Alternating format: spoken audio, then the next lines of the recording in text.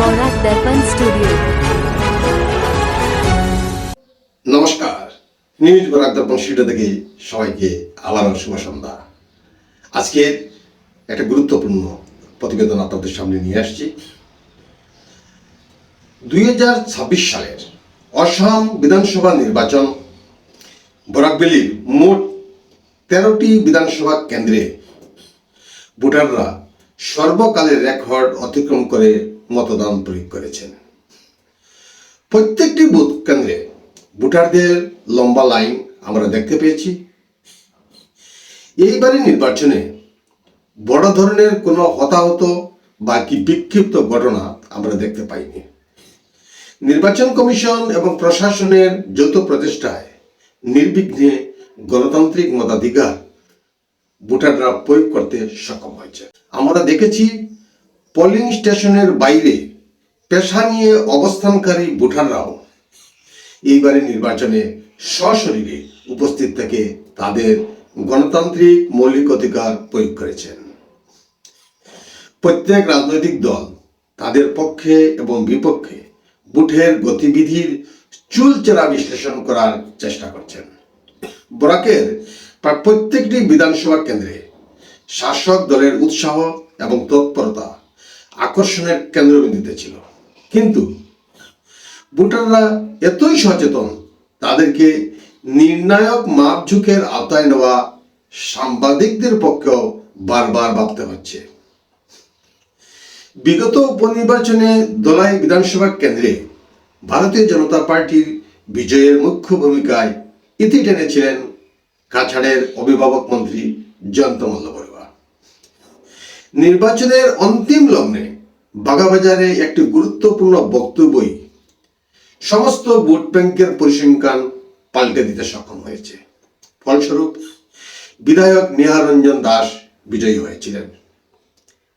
এইবারের নির্বাচন সম্পূর্ণরূপে চাপমুক্ত থাকায় বিগত উপনির্বাচনের পরিস্থিতি থেকে কংগ্রেস দলের প্রার্থী ধ্রুবজ্যোতি প্রকাশিত অনেকটা এগিয়ে আছেন।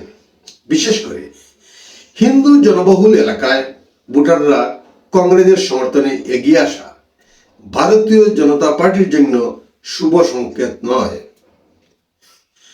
ভারতীয় জনতা পার্টিতে মাইনরিটি ভোটারের তেমন কোনো বিশেষ প্রাধান্য দেওয়া হয় না, কারণ বিগত নির্বাচনের কেন্দ্রভিত্তিক ভোট সমীক্ষা থেকে এই চিত্রটা সামনে চলে আসছে।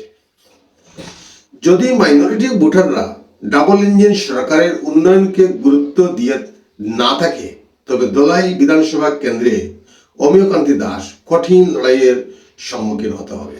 যদি কংগ্রেস প্রার্থী হিন্দু জনবহুল এলাকায় কম হলেও 30%-এর অধিক হিন্দু ভোটে ভাগ বসাতে পারে, তখন ভারতীয় জনতা পার্টি প্রাচীন দুর্গ ধূলিসাৎ হয়ে যাবে।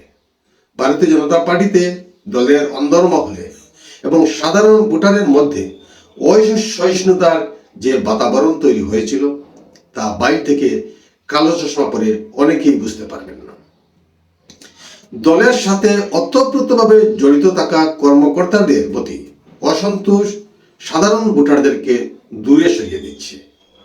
দলাই তপশিলি বিধানসভা সমষ্টির বরাকের ইতিহাসে এক আদর্শ বিধানসভা কেন্দ্র হিসাবে স্বীকৃতি লাভ করা উচিত ছিল, কারণ সুদীর্ঘ 30 বছর ধরে ভারতীয় জনতা পার্টির অধীনে দলাই বিধানসভা।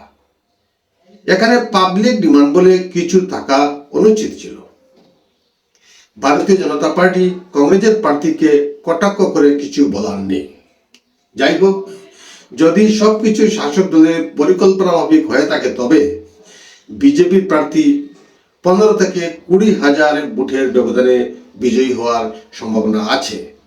আবার যদি 80%-এর অধিক মাইনরিটি ভোট ব্যাংক কংগ্রেসের পক্ষে যায়, তবে ধ্রুবজ্যোতি প্রকাশিত অল্প ব্যবধানে বিজয়ী হওয়ার সম্ভাবনা দেখা যাচ্ছে। আগামী 4 মে আসন সত্য জনসমক্ষে চলে আসবে। আজকের মতো দলাই বিধানসভা সমষ্টিকে কেন্দ্র করে আমার ব্যক্তিগত সমীক্ষা নিউজ বরাক দর্পণের মাধ্যমে তুলে ধরার চেষ্টা করছি। সবাইকে শুভ সন্ধ্যা জানিয়ে বিদায় নিচ্ছি। নমস্কার।